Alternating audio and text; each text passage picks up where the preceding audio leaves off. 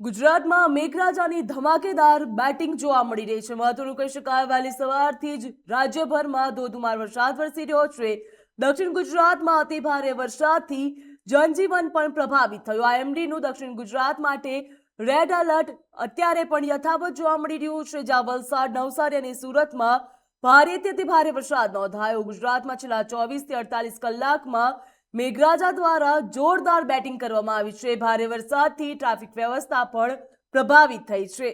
આગામી 24 કલાક વરસાદી માહોલ યથાવત રહેશે તેવી પણ હવામાન વિભાગ દ્વારા આગાહી કરવામાં આવી।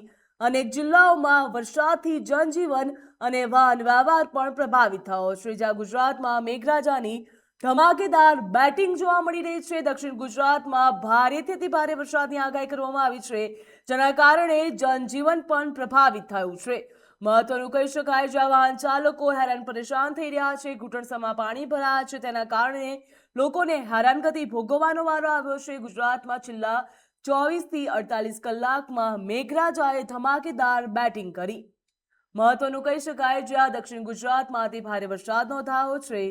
સુરતમાં પણ વહેલી સવારથી ધોધમાર વરસાદ વરસી રહ્યો છે। મોડી રાતથી વરસાદ શરૂ થયો હતો તો હાલ પણ સુરતના ઉમરપાડામાં પણ ધોધમાર વરસાદ ખાબક્યો, જ્યાં રાજ્યભરમાં હાલ ધોધમાર વરસાદ વરસી રહ્યો છે। વલસાડ, નવસારી, સુરતમાં ભારે વરસાદની આગાહી વ્યક્ત કરવામાં આવી હતી તો હાલ ધોધમાર વરસાદ પણ ખાબકી રહ્યો છે, જ્યાં સુરતમાં ધોધમાર વરસાદના કારણે વાહન ચાલકો હેરાન પરેશાન થઈ રહ્યા છે। ટીવી સ્ક્રીનમાં જોઈ શકાય છે કે ટુ વ્હીલર ચાલકોને હેરાનગતિ ભોગવવાનો વારો આવ્યો છે। ભારે વરસાદથી ટ્રાફિક વ્યવસ્થા પણ પ્રભાવિત થઈ છે, જ્યાં રાજ્યમાં ધોધમાર વરસાદ ખાબક્યો। અસરગ્રસ્ત જિલ્લાઓમાં તંત્ર દ્વારા કામગીરી પણ હાથ ધરવામાં આવી છે, જ્યાં એનડીઆરએફ, એસડીઆરએફ અને સ્થાનિક બચાવની ટીમોની ટુકડીઓ પણ તૈનાત કરવામાં આવી છે। પૂરગ્રસ્ત વિસ્તારોમાં રાહત અને બચાવની કામગીરી પણ હાથ ધરવામાં આવી છે, જ્યાં રાજ્યના અનેક જિલ્લાઓમાં શાળા અને કોલેજોમાં રજા પણ જાહેર કરવામાં આવી છે।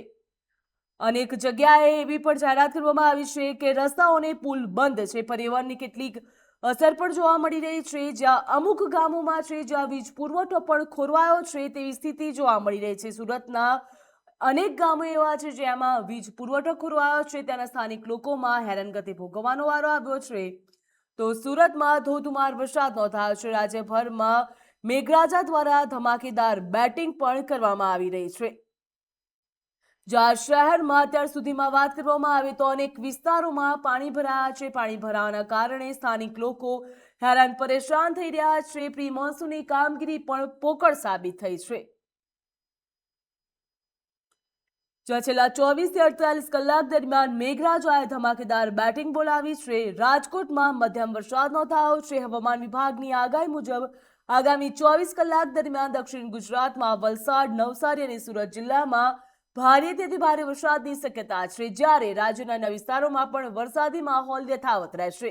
ભારે વરસાદના કારણે શહેરના અનેક નીચાણવાળા વિસ્તારોમાં પાણી ભરાયા હતા અને ટ્રાફિક પણ પ્રભાવિત થયો છે। વહેલી સવારે જે નોકરી ધંધે જતા લોકો છે તેને પણ હેરાનગતિ ભોગવવાનો વારો આવ્યો હતો। વહેલી સવારે લોકો છત્રી અને રેનકોટના સહારે બહાર નીકળ્યા હતા અને કામકાજ ખાતે જતા હતા, જ્યાં અમદાવાદમાં પણ ધોધમાર વરસાદ નોંધાયો હતો। રાજ્યના અનેક વિસ્તારોમાં વરસાદ ખાબક્યો છે, તેના કારણે જનજીવન પણ પ્રભાવિત થયું છે।